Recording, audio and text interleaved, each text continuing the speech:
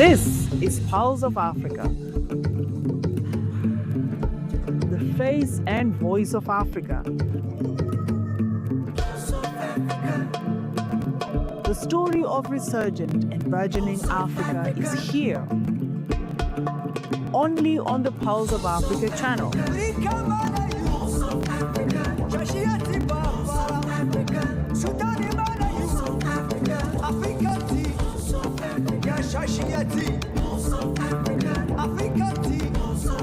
Pulse of Africa, the face and voice of Africa.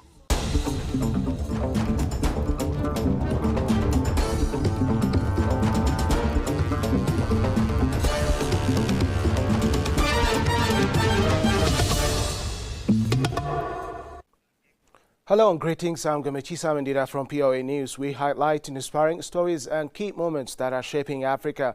Let's begin with AU Commission Chairperson.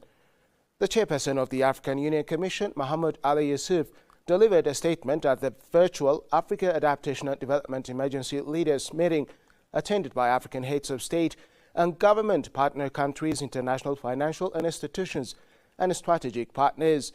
Chairperson Yusuf underscored that Africa is on the front lines of a climate crisis it did not create. He noted that droughts, floods and rising temperatures are eroding lives, economies and ecosystems while shrinking.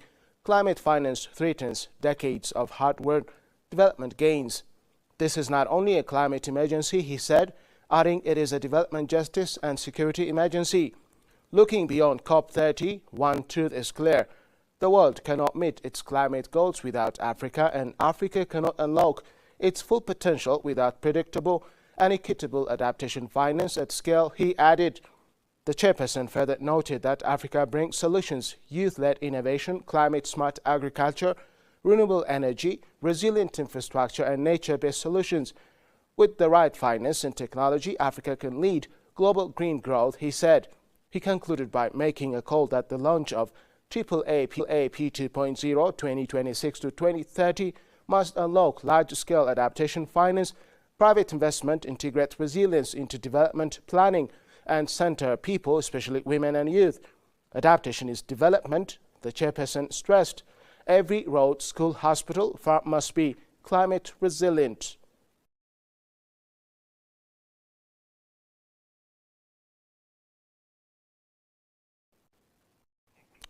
Uganda marked the 40th anniversary of Liberation Day, commemorating the victory in 1986 when the ruling National Resilience Movement, led by President Yoweri Museveni, seized power after a 5-year guerrilla war. Museveni presided over national celebrations and a military parade at the Kololo Independence Ceremonial Grounds in Kampala, the country's capital. The event, broadcast live nationwide, celebrated Uganda's journey towards stability and self-determination and was held under the theme A Tribute to the Patriots who ushered in the fundamental change.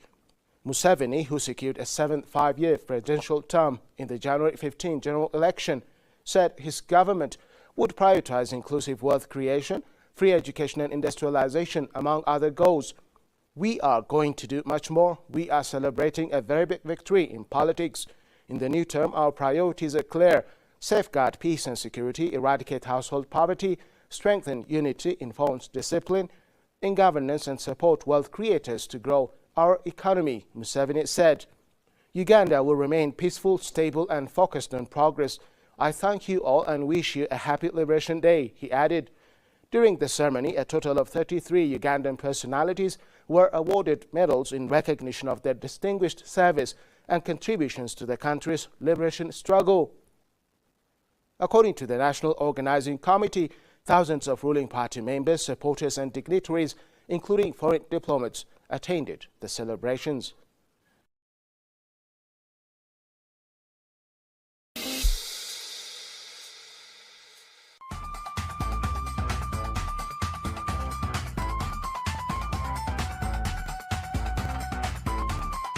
In Ethiopia, more homes and businesses now have access to electricity. Access to power supports education, healthcare, and local businesses. Light changes lives.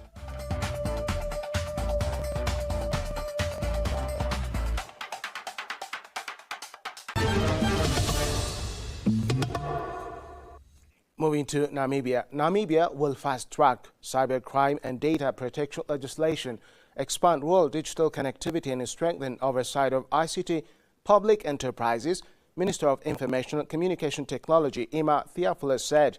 Theophilus said that stakeholder consultations on the draft cybercrime bill will resume on February 2. The proposed law is expected to address technology-facilitated crimes, including online harassment, cyber stalking, image-based abuse, and deepfake exploitation, with a particular focus on gender-based violence, she said. According to Theophilus, the Data Protection Bill has completed consultations and drafting is ready for resubmission for the Cabinet Committee on Legislation before being tabled in Parliament.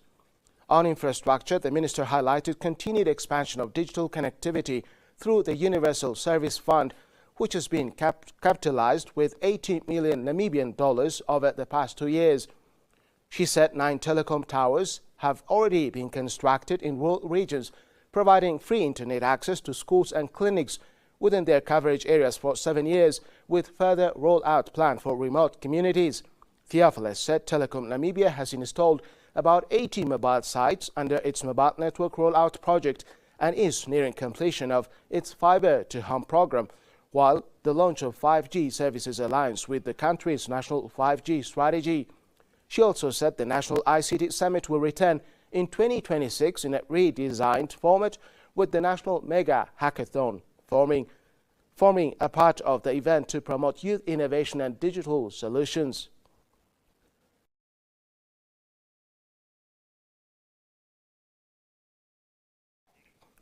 Kenyan climate activist Turfena Muthoni has been officially recognized by Guinness World Records for completing the longest marathon hugging a tree, sustaining the feat for 72 continuous hours. The record was achieved on December 11 in Nyeri County, where Muthoni endured cold, rainy nights and long, dreary days without a break to complete the challenge. In a statement, Guinness World Records confirmed that Muthoni surpassed the previous record of 48 hours, a benchmark she herself had set earlier in 2025. Turfena Muthoni has set the record for longest marathon hugging a tree with an unbelievable total of 72 hours. It added, Guinness World Records noted that the attempt was motivated by Muthoni's mission to elevate and advocate for the protection of indigenous trees and to honor the wisdom of indigenous peoples. Muthoni has earned national recognition for her environmental advocacy, particularly her efforts to promote reforestation and the preservation of indigenous tree species. Her work has consistently challenged the indiscriminate felling of native trees while encouraging community-led conservation initiatives. Recall, President William Ruto on December 15 appointed Muthoni as an ambassador for Kenya's 15 billion tree planting campaign, citing her courage, fortitude, and leadership in environmental conservation.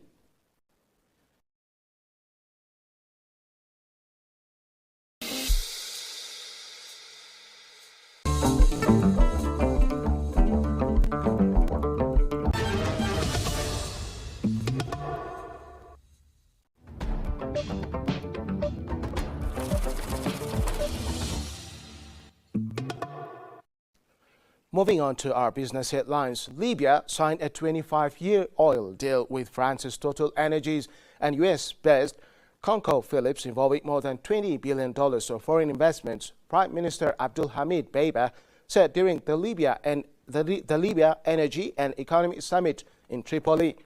The agreement was signed through Waha Oil Company, a subsidiary of Libya's state-run National Oil Corporation. The new agreement should boost oil production capacity by up to 850,000 barrels per day, according to the Prime Minister. It is also expected to generate over $376 billion of net revenues. The agreement reflects the strengthening of Libya's relations with its largest and most influential international partners in the global energy sector, Dbeibah said on X. The Libyan Prime Minister also revealed that the country's oil output reached its highest level in 12 years in 2025, climbing to 1.37 million barrels per day. We'll do our best to bring in the green fields and then also to focus on the brown fields as part of the production enhancement, and hopefully by getting both going simultaneously, we'll be able to increase the oil production, said Bashir Bahim Bazazi. the first advisor to the managing director of Total Energy's Libyan subsidiary.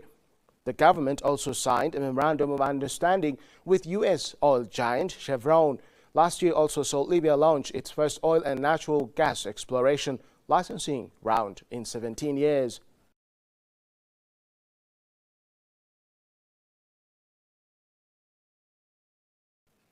Now to Mali. Mali has taken a 51% stake in a new industrial explosive venture with China's Auxin Chemical Technology. Its Council of Ministers said tightening state control over critical mining inputs and extending Beijing's industrial expansion in the South region. Mali's 2023 mining code raised state equity in mining projects and strengthened local content requirements, part of sweeping reforms to extract more income from the sector. The Malian subsidiary, Farachico SA, first announced in 2024, will produce civilized explosive for Mali's gold, lithium and quarrying operations, according to the statement read on state television late on Friday. The majority state ownership aims to strengthen the management of civilized explosives, promote the development of local industry, enhance oversight and ensure security, it said. Auxin will hold the remaining 49% and provide financing and technical expertise for the plant, expected to be built within 12 months. The government did not state the cost of the plant. Mali, one of Africa's top gold producers, hosts about 30 industrial gold operations, including 15 large mines, alongside 2 major lithium mines and numerous quarrying sites, according to the Mines Ministry.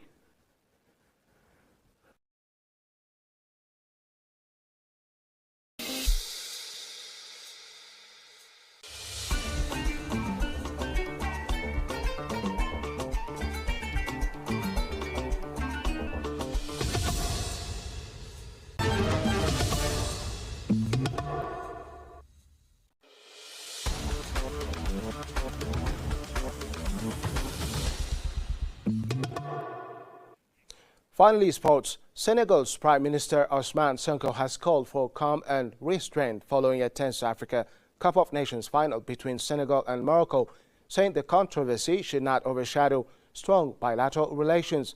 Speaking in Rabat on Monday, Sonko addressed tensions that followed Senegal's victory in the 2025 AFCON final, a match marked by disputed refereeing decisions and crowd disturbances. He stressed that the unrest should not be politicized, describing it instead as emotional excess driven by sporty passion, and said the Senegalese-Moroccan friendship is stronger than emotions. Sonko added that his visit to Morocco was part of a broader effort to reinforce and renew long-term relations between the two countries, not merely a response to the football tensions. Morocco's Prime Minister Aziz Akenoj echoed these remarks during a joint commission meeting where both sides signed 17 cooperation agreements spanning education, agriculture, industry and the digital economy.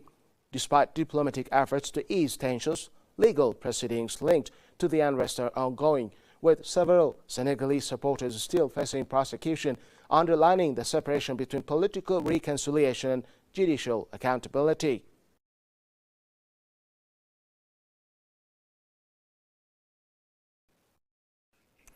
Let's take a look at the weather forecast across Africa.